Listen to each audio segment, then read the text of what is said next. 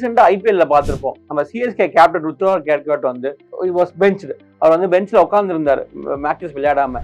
என்ன காரணம்னு கேட்டீங்கன்னா அவருக்கு ஏற்பட்ட ஒரு எல்போல ஏற்பட்ட ஒரு ஏர் கிராக் தான் காரணம். அதாவது அன்டிஸ்பிளேஸ்ட் ஃப்ராக்சர்னு சொல்லுவோம். ஸோ இந்த ஏர் கிராக்னா என்ன அப்படின்னு கேட்டீங்கன்னா அதுவும் ஒரு வகையான ஃப்ராக்சர் தான். ஆனா எலும்பு உடஞ்சு விலகாம இருக்கிறத பேர் தான் நம்ம ஏர் கிராக்னு. டெக்னிக்கலா சொல்ல போனீங்கன்னா அது அன்டிஸ்பிளேஸ்ட் ஃப்ராக்சர் அப்படின்னு சொல்லுவோம். ஸோ ஒரு எலும்பு உடஞ்சிருச்சுனாலே ஃப்ராக்சர் தான் பேர். பட் எல்லா எலும்பும் ஒரே மாதிரி தான் இருக்குமா? அது உடஞ்சது அப்படின்றது ஒரே டைம்ல தான் கூடுமா அப்படின்னு கேட்டீங்கன்னா எல்லா எலும்பு கூடுறதுக்கும் 8 to 12 வாரம் ஆகும். ஆனா இப்ப சப்போஸ் எலும்பு உடஞ்சு விலகாம இருந்துச்சு அப்படின்னா சீக்கிரமா கூடுறதுக்கு வாய்ப்புகள் இருக்குது.